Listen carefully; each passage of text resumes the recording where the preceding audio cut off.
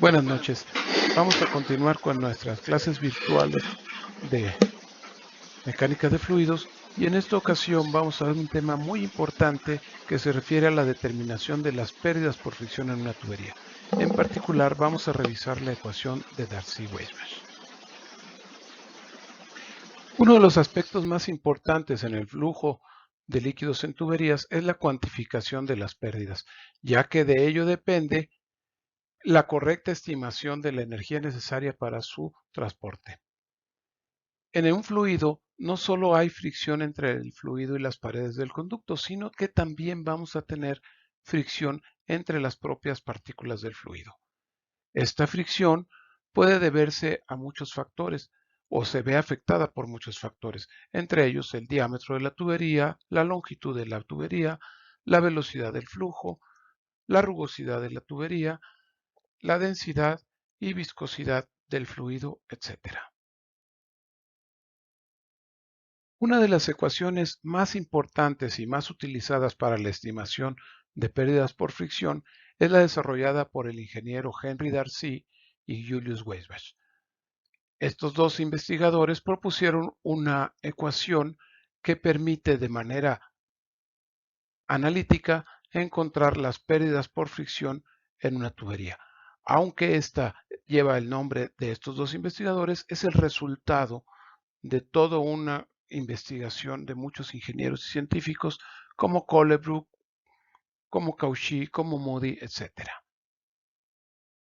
La ecuación de Darcy establece que las pérdidas por fricción en una tubería son función de la longitud de la tubería, el diámetro de la misma y la velocidad del flujo en el interior del tubo. Introduce un factor de fricción denominado F, que vamos a ver a continuación.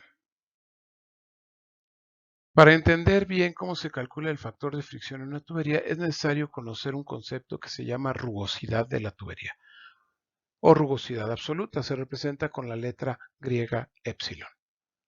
Este es la variación media del radio interno de una tubería, y por eso sus unidades son de longitud. Este valor se ha obtenido a través de la experimentación, produciendo rugosidades artificiales a través de arenas de diferentes diámetros pegadas en tuberías lisas. En esta tabla podemos ver algunos valores para la rugosidad tanto en metros como en pies y un diagrama que nos presenta de manera exagerada la rugosidad de una tubería en su interior. Bien, la primera determinación de los factores de fricción F se dieron a través de experimentación de forma empírica y ya en el siglo XX a principios se realizaron investigaciones que permitieron encontrar formas analíticas para la determinación de este factor. Estas investigaciones se conjugaron con las de Colebrook y White en 1939, pero fue hasta 1944 en donde Lewis, Ferri y Moody logró conjuntar todos estos estudios en una sola gráfica que permite calcular la rugosidad relativa, el factor de fricción en función del número de Reynolds y de la rugosidad relativa.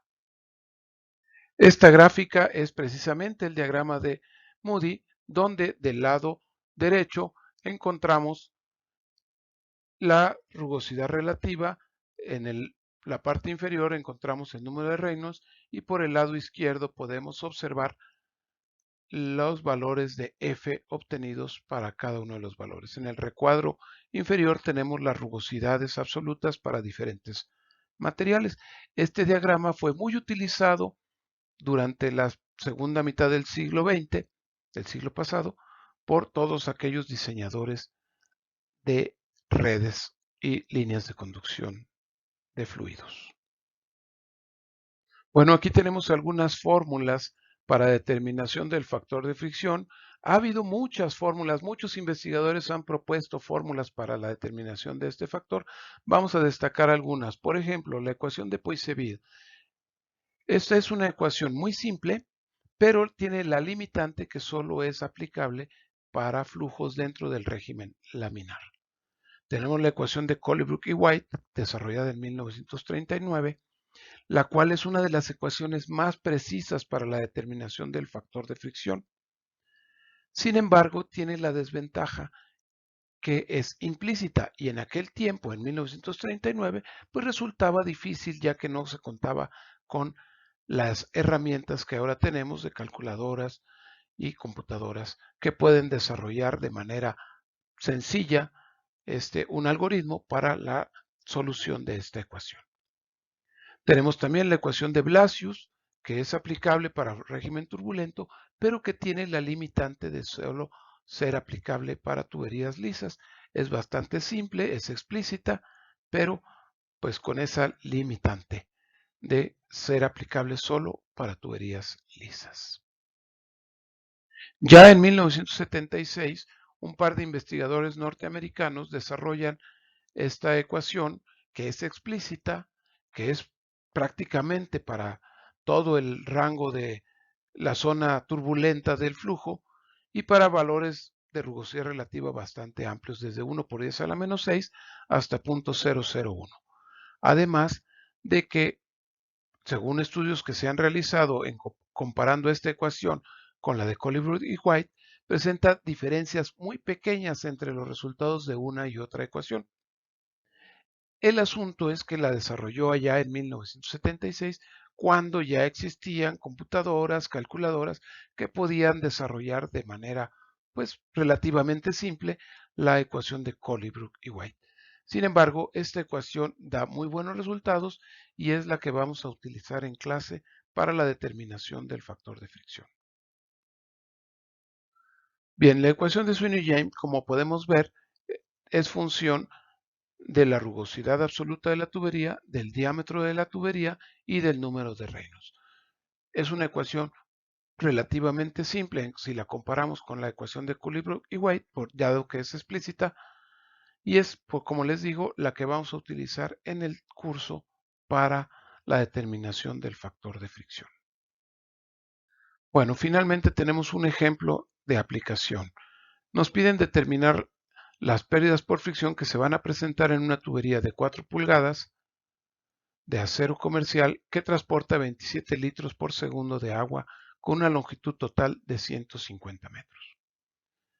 Tenemos los datos, la épsilon para el acero es 4.6 por 10 a la menos 5 metros, el diámetro de 4 pulgadas es 0.1025 metros, el gasto ya convertido a metros cúbicos por segundo es 0.027 y la viscosidad del agua a temperatura ambiente es de 1.02 por 10 a la menos 6 metros cuadrados por segundo.